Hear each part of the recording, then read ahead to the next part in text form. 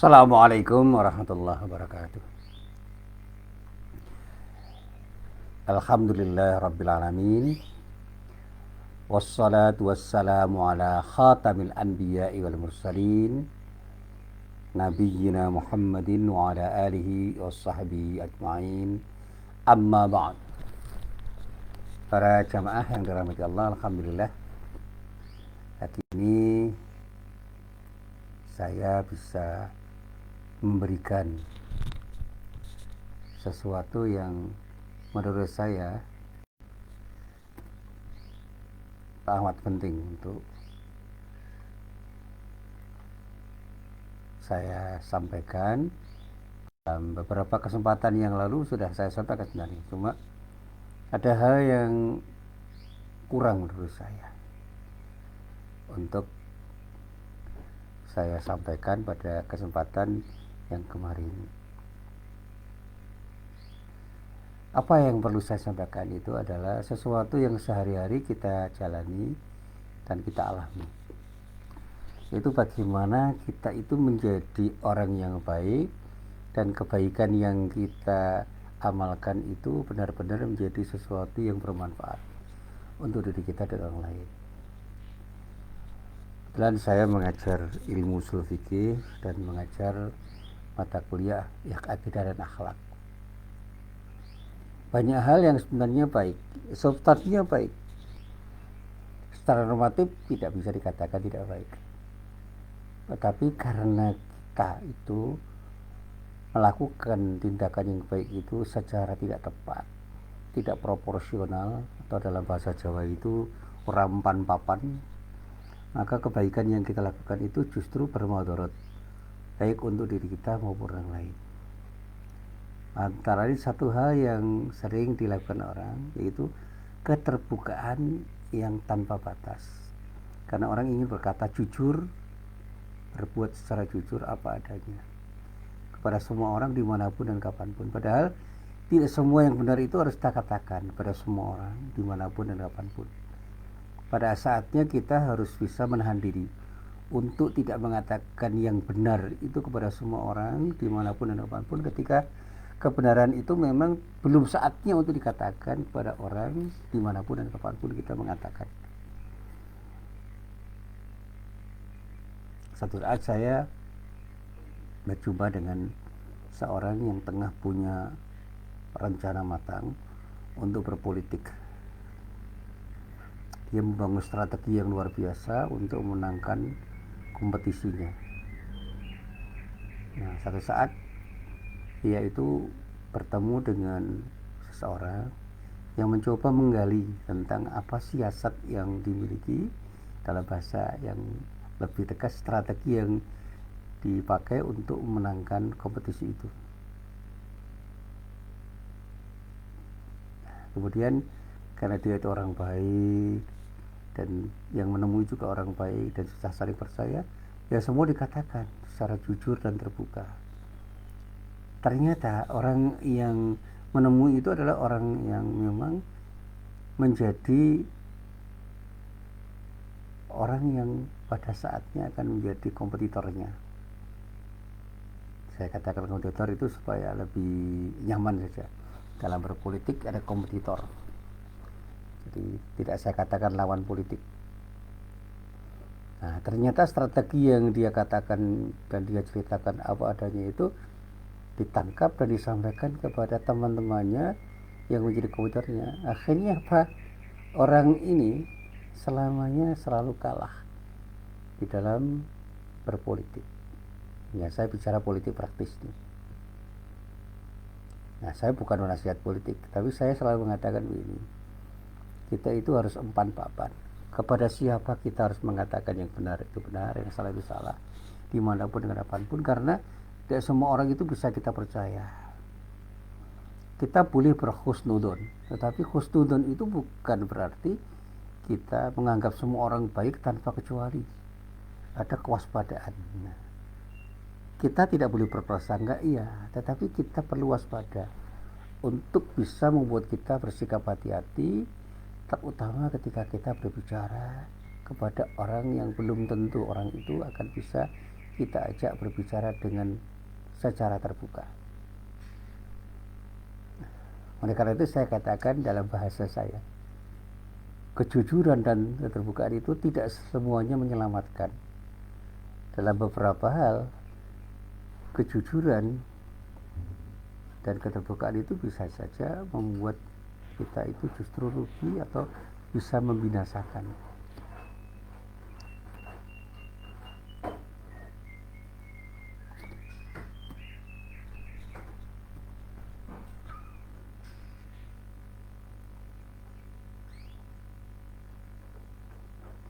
Nah, contohnya seperti yang saya sampaikan tadi, strategi yang kita bangun, yang sudah kita rencanakan sedemikian rupa, kita beritahukan kepada lawan politik. Dalam bahasa perang, kita beritahukan kepada musuh kita, akhirnya kita dikalahkan oleh musuh kita. Maka saya katakan dalam peperangan itu kita harus bisa memilah siapa kawan, siapa lawan. Di dalam berpolitik juga begitu, kita harus bisa memilah siapa kawan, siapa lawan. Tidak ada kawan dan lawan abadi, yang ada adalah kepentingan abadi. Dan itulah sesuatu yang real, nyata.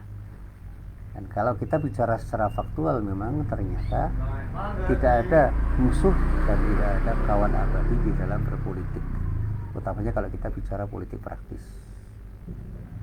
Nah, para jamaah yang dirahmati Allah, disinilah saya ingin berbagi kepada para jamaah.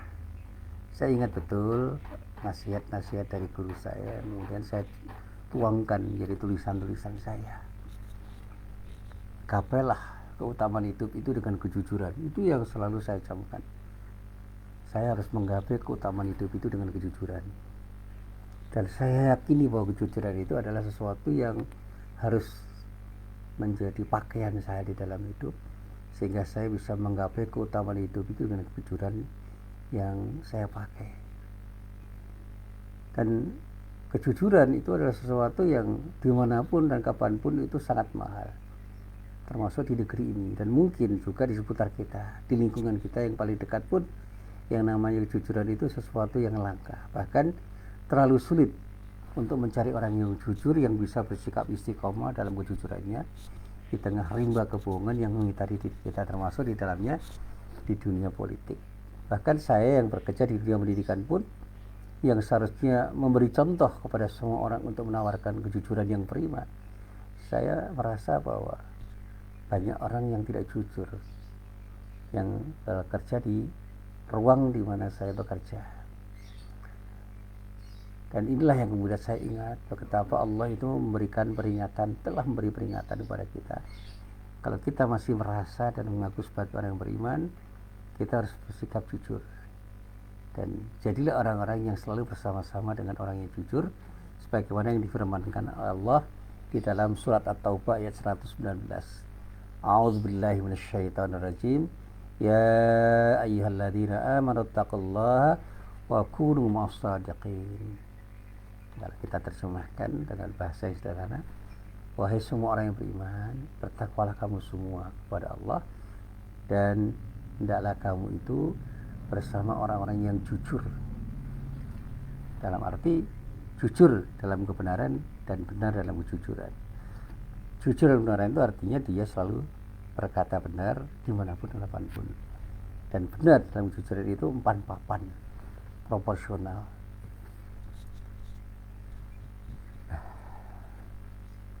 Para jamaah yang dirahmati Allah, saat ini dan mungkin juga di sekitar kita, banyak orang yang mengejar kebahagiaan hidup itu dibalik ketidakjujuran. Dengan ketidakjujuran, berusaha untuk mencari kemegahan-kemegahan yang bersifat materi dengan apapun yang dia lakukan, termasuk mencari duit dan mencari kedudukan. Padahal semua itu kalau kita lihat dengan mata batin kita, itu hanya sebuah fata morgana, sesuatu yang semu, sesuatu yang tidak nyata. Kesemuanya itu betul-betul hanya sebuah angan-angan kosong. Dan bahkan saya katakan, dan ini nasihat dari guru saya, kalau kita ingin betul-betul berbahagia, berbahagialah dengan kejujuran kita, maka kita akan dapatkan ketenangan di dalam kebahagiaan. Karena apa yang kita gapai itu adalah sesuatu yang tidak perlu kita sembunyikan pada orang lain. Satu saat saya pernah melakukan diskusi dengan para mahasiswa saya tentang apa yang disebut dengan jual beli inah. Jual beli inah itu sebenarnya adalah konsep jual beli yang ditawarkan orang. Tetapi pada dasarnya di dalam jual beli itu ada niat terselubung, yaitu untuk berutang. Dan di dalam dunia bisnis banyak cara yang bisa dilakukan oleh setiap orang untuk memperoleh keuntungan, antara dengan pola jual beli inah ini. Ilustrasinya di dalam kitab fikih itu dinyatakan dengan sebuah gambaran, ada seorang penjual yang menjual barang dagangnya dengan harga pembayaran yang ditangguhkan. Ya, dia punya misalnya HP, dia jual HP-nya itu kepada orang lain dengan harga yang ditangguhkan, dengan kredit lah, kira-kira gitu, dengan pembayaran. Kemudian orang yang membeli itu, orang yang membeli HP-nya itu menjual lagi barang yang baru dibelinya itu kepada penjualnya dengan harga tunai, tetapi dengan harga yang lebih rendah daripada harga pembeliannya semula.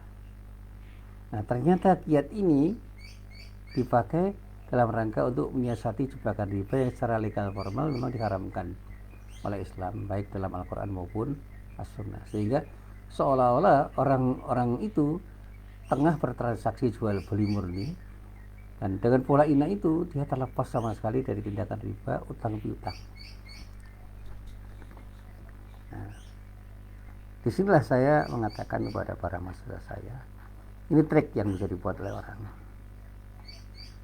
Dengan cara seperti ini, penjualan apapun itu sebenarnya tidak dilakukan untuk berjual beli, tapi dilakukan dalam rangka untuk keluar dari jebakan riba dalam utang piutang. Dan ini tidak hanya dilakukan oleh orang per orang, tapi juga dilakukan oleh kelompok orang atau bahkan lembaga-lembaga yang besar. Bagaimana lembaga itu ingin mendapatkan utang dari lembaga yang lain dengan pola seperti ini. Dia jual barangnya kepada lembaga yang lain dengan cara kredit, kemudian dia beli lagi dengan cara kontan, tapi dengan harga yang berbeda. Jadi seorang atau sekelompok orang menjualnya pada seorang atau kelompok pembeli itu dengan harga tertentu, dengan masa pembayaran tangguh, atau kemudian pembelinya menjual kembali barang tersebut pada penjualnya dengan harga yang lebih murah supaya ada sisa utangnya, tapi dengan cara kontan. Nah, jual beli semacam ini disebut inah karena mendapatkan kembali barangnya dengan pembelian kembali barangnya, dan karena zat hartanya itu kembali lagi pada penjualnya semula. Memang di kalangan para ulama ada perbedaan pendapat, tapi kalau kita runut perbedaan pendapat itu, kita bisa mendapatkan argumen bahwa di dalam jual beli inah itu sebenarnya ada niat terselubung, ada ketidakjujuran di dalam niat, sehingga ucapan dan tindakannya itu tidak selaras dengan apa kata hatinya. Nah, dan orang menjadi tidak dibenarkan untuk berjual beli seperti itu karena ada ketidakjujuran di dalam niatnya. Padahal jujur itu harus utuh dalam niat, dalam ucapan dan tindakan. Nah, para jamaah yang dirahmati Allah, sekali lagi ketika kita bicara tentang kejujuran, kita harus bicara tentang bagaimana kita itu melangkah dengan niat yang benar, dengan kata-kata yang benar, dengan tindakan yang benar, apa adanya, sehingga apa yang kita katakan dan apa yang kita berbuat itu selaras dengan apa yang ada di dalam hati kita. Tapi sekali lagi, tidak semua hal yang benar itu harus kita katakan kepada semua orang di ruang dan waktu yang tidak terbatas. Ada kalanya kita harus menunda untuk mengatakan sesuatu yang benar dan melakukannya dengan benar ketika kita melihat ada kemungkinan dampak negatif dari kejujuran kita ketika kita harus mengatakan sesuatu dengan benar. Saya katakan suami harus jujur pada istrinya, ya. Tapi pada saat kejujuran yang dia katakan dan akan dia katakan dan akan dia lakukan atau tengah dilakukan itu justru berdampak buruk, dia harus menunda. Istri juga begitu, dalam pertemuan juga begitu. Jadi kejujuran itu akan menyelamatkan kalau empan papan, kalau proporsional. Tapi kalau tidak proporsional bisa kemudian menjadi petaka. Mari kita berkaca diri. Kita perlu berkaca diri pada diri kita sendiri dan juga bertanya pada diri sendiri. Kejujuran yang manakah yang selama ini lebih mendominasi diri kita? Yang menyelamatkan atau yang membinasakan? Nah, pada pertanyaan, adakah kejujuran yang buruk? Nah, bila pertanyaan itu kita kedepankan kepada semua orang, mungkin secara serempak orang akan menggelengkan kepala atau membantah dengan kalimat tegas, tidak ada kejujuran yang buruk, semua kejujuran itu baik. Nah, respon itu bisa dimaklumi sebab pemahaman umum orang selalu menyatakan bahwa jujur itu adalah perilaku mulia, bahkan menjadi satu kunci keberhasilan dalam menggapai kesuksesan. Lebih dari itu, dalam sebuah hadis yang diriwayatkan oleh Imam Bukhari, dijelaskan bahwa jujur itu menjadi salah satu karakter pembeda antara orang yang beriman dan orang munafik. Nah, kalau kita membaca hadis, memang kita baca bahwa kejujuran itu akan membedakan orang beriman dan orang munafik. Ya. Dalam bahasa hadis dikatakan ayatul munafiki thalat, tanda atau indikator orang munafik itu ada 3. Ciri pertama itu idza haddatsa kadzdzaba. Kalau dia itu berbicara, dia cenderung berbohong. Artinya kalau kita itu orang yang beriman, setiap pembicaraan kita itu harus jujur, tidak boleh berbohong. Ketika kita berjanji, kita harus jujur dengan janji kita. Wa idza akhlafa, kalau kita berjanji kemudian menyalahi, itu sifat orang munafik. Dan kalau kita dipercaya, kita harus bersikap mana. Kalau kita tidak bisa bersikap mana, itu seperti orang munafik. Wa idza tumina khana, kalau dipercaya justru khianat. Nah, tapi ada pertanyaan yang kemudian harus dijawab. Bagaimana kemudian jujur itu bisa menjadi sesuatu yang buruk? Nah, di sini Imam Ghazali di dalam karyanya yang berjudul Nasaihul Ibad, yang diterjemahkan oleh para ulama di Indonesia itu dengan untayan nasihat bagi para hamba Allah, itu menyatakan dengan pernyataan yang jelas itu. Salah satu kejujuran yang buruk itu ketika orang memuji dirinya sendiri. Dan menarik untuk menyelami pernyataan itu, mengapa hal itu bisa terjadi? Jujur yang buruk itu adalah memuji diri sendiri. Nah, karakter yang melekat pada orang yang kemudian memuji diri sendiri itu akan mudah merendahkan orang lain. Orang yang suka memuji diri sendiri itu kan orang yang sombong sebenarnya. Yang dalam bahasa lain dia itu ujub sebenarnya.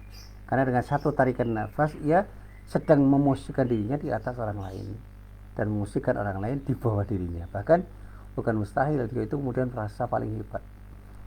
Nah, sehingga ada pernyataan yang bisa kita baca di Nabi dalam hadis, al-kibru batal haq wa ghamtun nas. Kesombongan itu indikatornya adalah menolak kebenaran dan meremehkan orang. Satu contoh misalnya, kalau ada seorang itu merasa paling berkuasa, bila memiliki kekuasaan, dia merasa bahwa semua itu di bawah kekuasaannya. Kalau ada orang merasa paling kaya, kalau dia punya harta, dia merasa orang lain itu di bawah penguasaannya. Kalau orang itu merasa pandai, maka dia akan memandang orang lain itu bodoh.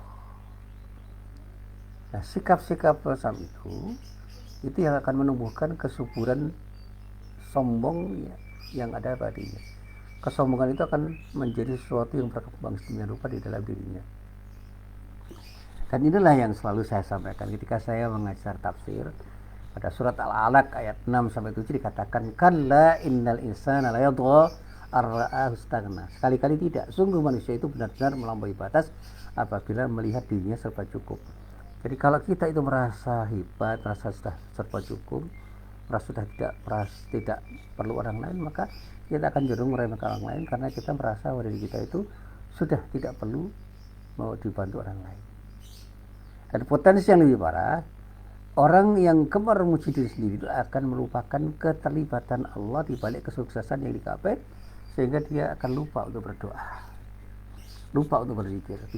Dia berpikir bahwa semua keberhasilan yang diraih itu tidak lain berkat kehebatan dirinya, dan dia bisa menguasai semuanya itu karena keterampilan dirinya dan tanpa kelibatan dari Allah Subhanahu wa taala. Sehingga bisa menepuk dada, inilah saya. Inilah yang terjadi pada semua orang yang punya sikap ujub. Ujub itu simbol kesombongan, simbol keunggulan yang merasa dirinya itu hebat.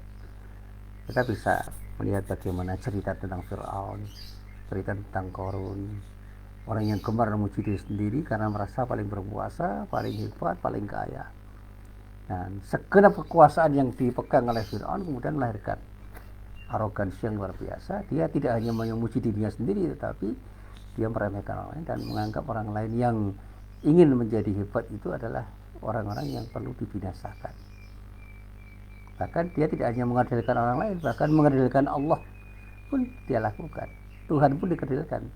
Bahkan dia deklarasikan dirinya itu sebagai Tuhan, dan itulah puncak pemujian yang pernah dilakukan oleh umat manusia yang tidak perlu kita contoh. Dan ini yang pernah dikatakan Fir'aun, ana rabbukumul a'la, sayalah Tuhanmu yang paling tinggi. Itu misalnya di dalam surat An-Nazi'at ayat 24. Seperti juga Qarun. Ya. Kalau teman saya mengatakan ada kid zaman now, anak muda zaman sekarang 11-12 dengan Fir'aun itu Qarun. Artinya sama saja Fir'aun dengan Qarun. Bedanya pada instrumen yang menjadi latar belakang pemujian diri. Kalau Fir'aun memuji kekuasaannya, kalau Qarun itu memuji hartanya, sehingga dengan hartanya itu dia mengatakan saya yang paling hebat. Bahkan sekarang itu bisa saja orang itu memuji karena ilmunya, hanya karena dengan gelar-gelar yang hebat itu yang bisa disombongkan itu dia merasa paling hebat dan meremehkan orang lain. Saya kan profesor, saya kan doktor, saya kan sarjana, Anda siapa? Ini cara yang kadang-kadang bisa menumbuhkan kehancuran. Itu yang saya katakan jujur dengan cara memuji diri sendiri, yang diingatkan oleh Imam Ghazali. Jangan pernah Anda memuji diri Anda sendiri, karena ketika Anda suka memuji diri Anda sendiri, kejujuran Anda itu justru akan membuat Anda mendapatkan bencana, mendapatkan dampak buruk dari perilaku Anda. Nah, para jamaah yang dirahmati Allah, orang-orang yang cenderung jujur itu seharusnya memanage kejujuran itu dengan baik, sehingga kejujuran yang dia lakukan itu akan memberikan dampak positif. Keterbukaan itu harus dia lakukan, tapi jangan sampai keterbukaan itu kita lakukan dengan cara tidak proporsional. Kecerobohan kita untuk jujur dan terbuka pada semua orang dimanapun dan kapanpun bisa jadi kemudian akan menjadikan kita terpuruk. Karena apa? Kita akan menjadi orang yang pada akhirnya akan menjadi bulan-bulanan orang lain. Dan kita tahu bahwa akhir hidup Fir'aun dan Qarun itu kan tragis sekali. Dia mati dalam keadaan hina. Fir'aun ditenggelamkan di Laut Merah bersama pasukannya, sedangkan Qarun ditenggelamkan ke perut bumi beserta dengan harta benda yang dimilikinya. Jangan-jangan nanti ada orang yang berilmu ditenggelamkan oleh Allah karena kesombongan dirinya dengan ilmunya, karena dia suka memuji dirinya dan suka meremehkan orang lain. Na'udzubillahi min dzalik. Nah, para jamaah yang dirahmati Allah, nah sekarang kalau kita sudah mengerti itu, bagaimana cara kita menyikapinya? Kiat-kiatnya apa? Nah, kalau kita ini mau jujur untuk mengakui kebaikan pribadi kita, jujurlah pada diri kita sendiri dengan memilih diri agar kita tidak menampakkan kebaikan kita kepada orang lain. Cukup itu kita sadari bahwa kita itu punya sisi baik tanpa harus kita tunjukkan kepada orang lain. Tetapi di samping itu kita harus mengakui bahwa kita punya sisi buruk atau sisi kelemahan.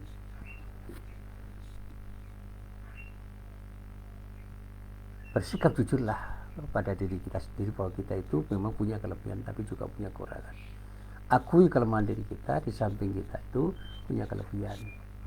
sehingga kita akan bisa mengakui kelebihan orang lain dan tidak hanya melihat kelemahan orang lain.